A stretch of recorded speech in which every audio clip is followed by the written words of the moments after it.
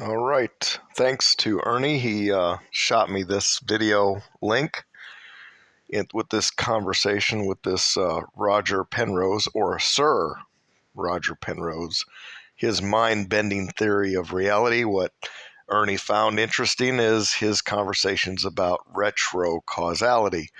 Remember back in 2016, early 2017, Affected Collective doing her videos. We all became somewhat experts on quantum physics back then, and she was talking about retro causality and how all of us were observing examples of retro causality with the Mandela effect. It was the first time I ever heard that word used, but I've experienced it personally many times since. So Ernie sent this to me. Turned out it was already in my watch later list, but I said, okay, I'm gonna listen to this. Now, for those of you who do not want to invest roughly an hour and 20 minutes listening to this conversation, let me give you the Cliff Notes version. Yes, I said Cliff, not Cliffs. The Cliff Notes version of what took place. This is going to be down and dirty, quick and fast. And the top comment at the time that I was about to make this recording was this. So let me give you this disclaimer. This fellow says this is a comment on the article in Forbes. I don't know what he's referring to there. Please don't take this the wrong way. Most science-based reporting these days is undertaken by lay people who appear too lazy to research the subject they are writing about. This leads to inaccurate and confusing prose, leading to misconceptions that are sometimes amplified many times over. It is refreshing to read something penned by someone who understands the concepts they are writing about, and one who has obviously expended considerable time and effort in doing so. It shows your writing is excellent, and it was a very interesting article. Thank you. So I don't know what article he's talking about. Here I listened to a video interview. I don't know, but that was the top comment. So I thought that's so appropriate because I'm exactly the too lazy layperson that is going to probably tell you many things that are inaccurate and confusing and lead to misconceptions that are sometimes amplified many times over. That being said, I am heavily Mandela affected, and this guy is talking about retro causality in this speech, so I gotta make mention. You can listen to it if you want. Do with whatever you will with it, but this guy's he does make some pretty outlandish claims or bold statements, like Schrodinger is a dingwing. Yes, Schrodinger and his cats. He is a dingbat. He doesn't call him a dingbat, but he basically says that Schrodinger is all crazy and whack, and there's no way that is true. He does not believe in many worlds theory at all. He is a single reality that can change type of person. Many of us in the Mandela community have had that question and debate. This guy, though, is coming from a scientific, like he carries clout in the scientific community. I've listened to every person imaginable and their theories on reality. I've listened to the people channeling the Federation of Planets and telling you how things operate, the people channeling the higher evolved souls, the people who went to heaven and talked to God. I've heard it all. And sometimes they tell you their source, sometimes they don't. I do appreciate that this guy has written papers and books, and he gives his sources, and he tries to do a scientific experiments and all that jazz. But his ideas might be just as whacked out as the Federation of Planets people. I don't know. I would love to get Cynthia Sue Larson's take on this guy because she is a quantum physicist herself. But this guy thinks Schrodinger is a dingbat. There is one reality. He talks about, he also mentions that Einstein, he's quite amazed that Einstein came up with the theory of relativity, because where Einstein started and his multiple bad arguments that he was making that were completely incorrect, how he ended up at the theory of relativity suggests that this theory of relativity was out there and meant to come out one way or another, even with bad arguments to begin with. I mean, it's almost like it just had to be. But again, you can say that I am totally oversimplifying this talk. I don't care. I'm going to give you a down and dirty. Otherwise, I would never actually even do this video. But he really got me, especially about 15 minutes in, starts talking about retro causality. That was like, oh, I got to hear what this guy has to say about that, because I have personally experienced retro causality. I've witnessed it. And he does, this is like if you go to the very end and listen to like the last thing, the last question out of all the questions the interviewer asks this guy, the last question is whether or not there can be any residual evidence or memory of a collapsed reality. And with like a twinkle in his eye, a gleam, it's like, that's a very interesting question. We will need to discuss this at another time, almost like the cliffhanger for the next video. That I just thought that was a funny way to end it, because how much have we talked about residual evidence and our memories of the way things used to be? Why do we even have such memories? That's the question. Why should that even be possible if that reality is collapsed? He seems to think once a reality is collapsed or a wave is collapsed, it's done and collapsed for good. It's gone. It's. But we've seen flip flops. We've seen realities pop back. You know, it was one way. It goes into this new change. We notice something change, and then it flip flops back to where it is. We've seen that, I'd say, dozens of times. Many of us have documented and had conversations about the same time period when we did notice these things. We could list them. We know that reality can flip flop.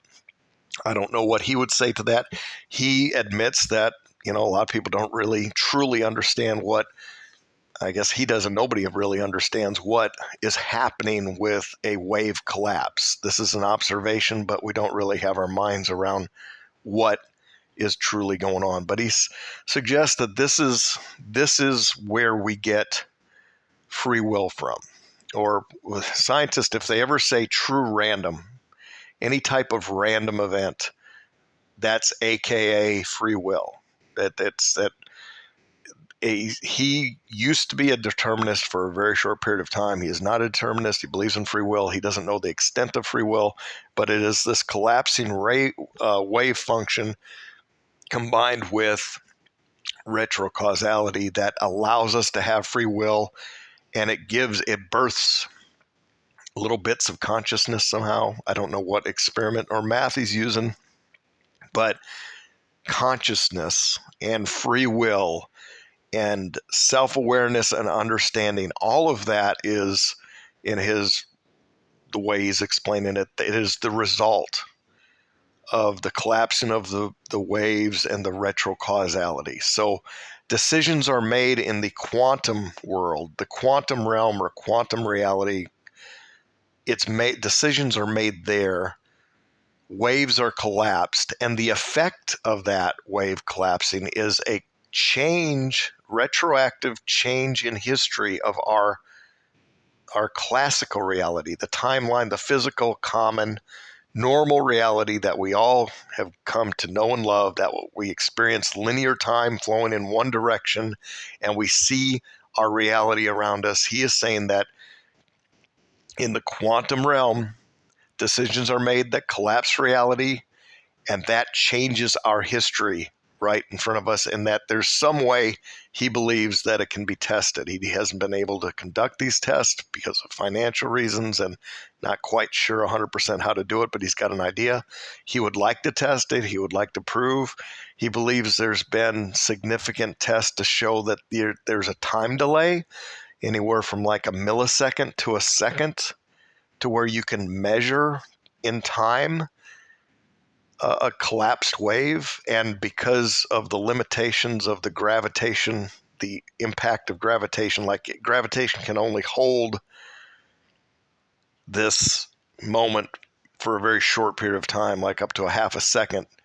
I don't know why. I'm not even going to begin to try to explain that. But when I have witnessed changes in real time, like I'm looking at reality and it changes right before me, I've noticed that it seems very like in the blink of an eye, milliseconds. The longest one that I witnessed was a paragraph, a full paragraph at the beginning of Mark chapter 4 in the Bible disappeared on me as I'm looking at it, blew my mind, but it took like a second for that change to affect. I mean, reality glitched around me for like a moment. It was the longest. Usually these things are like so fast, so instant, so faster than the blink of an eye. But that one was the longest um, time delay change that I saw reality actually glitch out. But that's a longer story. If you're not familiar with any of these past stories I've told, I know that sounds completely nuts.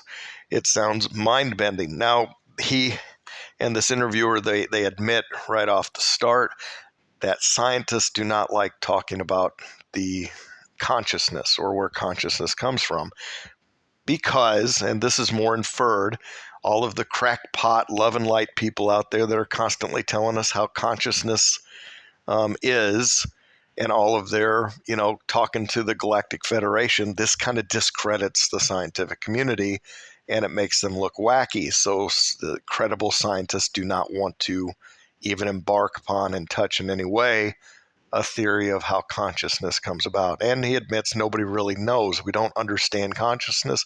We don't understand a lot of things about quantum physics and the inconsistencies that exist between quantum and classical physics. He says that retro causality fixes those problems, that the inconsistencies that exist that people do not want to address, they don't want to bring up, they don't want to talk about, if they would talk about why these two things don't go together, they would understand how they can fit together if they look at retro causality.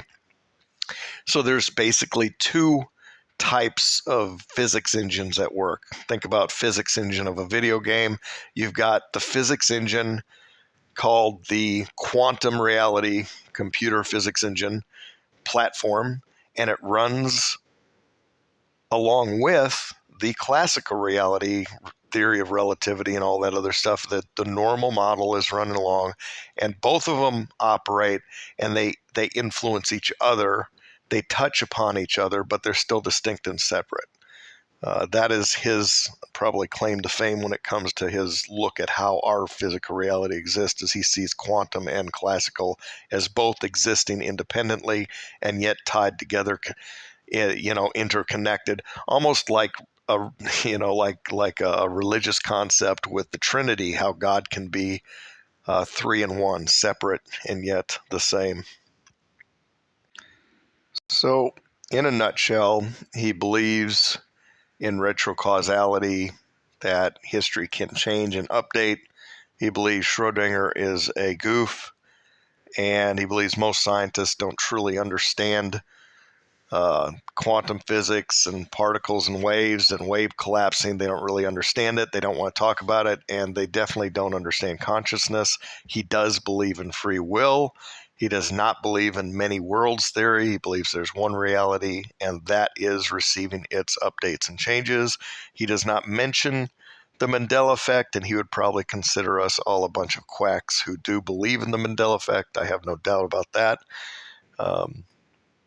But just wanted to give you that quick and dirty summation of that interview. If you'd like to listen to it for yourself, you can, and let me know how crazy I am. And that's it. Have a good weekend. God bless.